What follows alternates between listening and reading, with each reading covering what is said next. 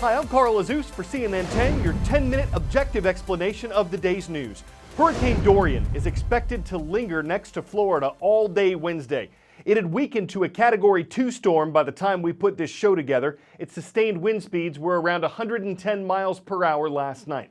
But parts of Florida's Atlantic coast are still expected to be hit with hurricane-force winds and a rise in seawater levels as the system slowly wanders north. Forecasters don't expect Dorian to make landfall in Florida. They think it'll move up past Georgia and the Carolinas, skirting the coastline. Heavy, potentially flooding rains could hit the southeast as a result, and the National Hurricane Center says that threat won't go away until Friday. Still, meteorologists don't expect Dorian to impact the United States as it did the northern Bahamas. It was a Category 5 system, the strongest classification, when it blasted into the Abaco Islands on Sunday. And when the storm rolled west over Grand Bahama Island toward the city of Freeport, Hurricane Dorian stalled out. It only moved 30 miles in 30 hours with incredibly powerful winds and storm surge hammering the island the whole time.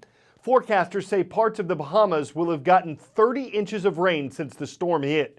Some homes have been knocked to the ground, some that are still standing are missing their roofs, and some whose roofs are intact have people who've climbed on top of them waiting to be rescued. Fallen trees and widespread debris are creating problems for that. Bahamian officials say they don't know how many people need help, but they say they'll take whatever assistance they can get because they're in trouble.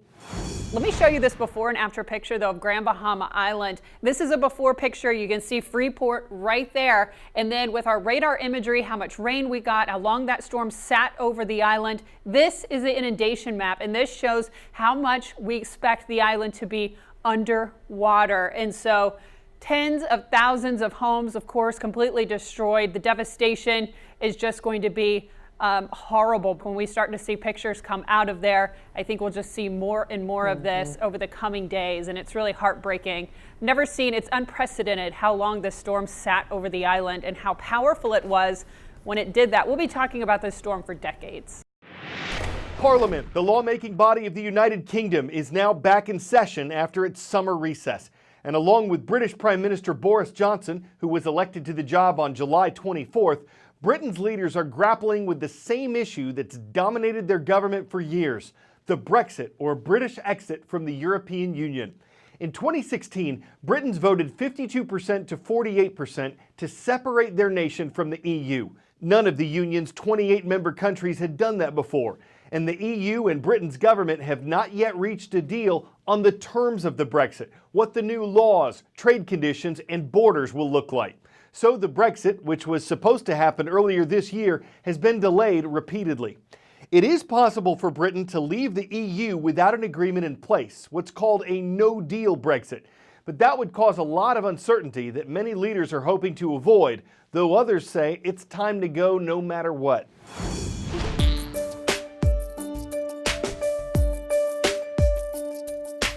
There are lots of reasons why people voted Brexit, but many of them are covered by one word: sovereignty.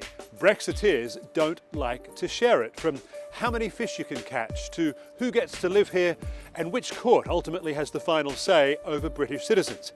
Many Brits get pretty cranky at the idea of having to follow rules and regulations set in Brussels, often by people they haven't voted for.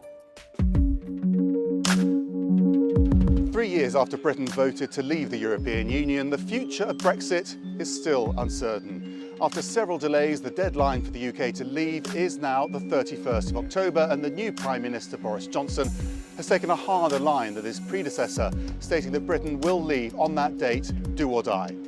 Johnson has said he intends to negotiate a new deal with the European Union, which removes the Northern Ireland backstop, the position of last resort, to protect against a hard border there. The backstop would mean that Britain retains a close relationship with the EU indefinitely. He also wants to change the political declaration.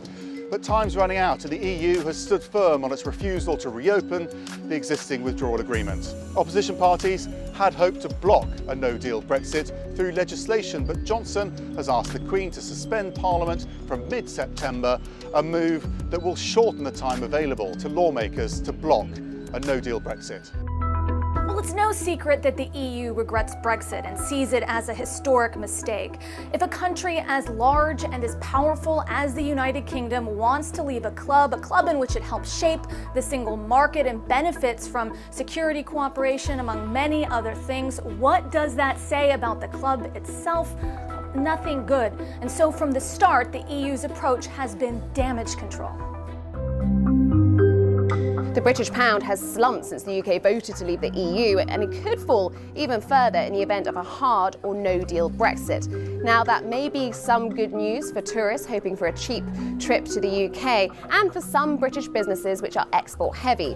But it's bad news for many. The cost of living for Brits is rising as imports become more expensive, and it's a similar story for some British businesses which have to import more materials. Plus, all the uncertainty over what the future trading relationship will be between the UK and the EU, well, that's forced some businesses to already hit their contingency plans. Big banks, for example, have already moved some operations from the UK to the EU. 10-second trivia. Which of these places is located on the southern tip of the Malay Peninsula? South China Sea, Bay of Bengal, Philippines, or Singapore? At the southern edge of Malaysia is where you'll find the island nation of Singapore. A man was arrested recently at Singapore's Changi Airport. His wife was traveling, but he wasn't, so he bought a plane ticket so he could walk her to the gate. That is why he was arrested.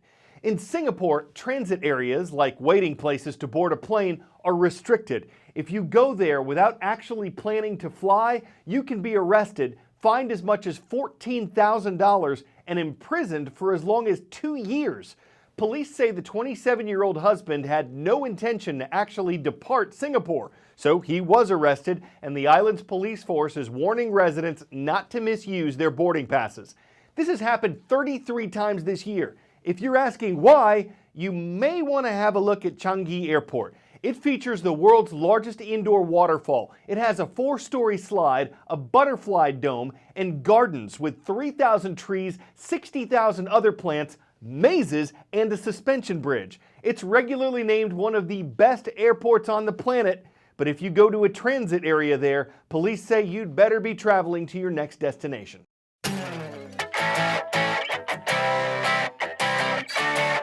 Here in the news studio, there aren't too many occupational hazards, besides the light reflector I sometimes bump my head on, or the bloopers I say but you never see because we edit those out.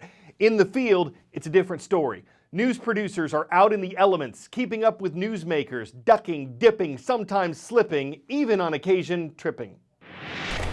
You see all those feet coming towards you, except for a couple of pairs facing the wrong way?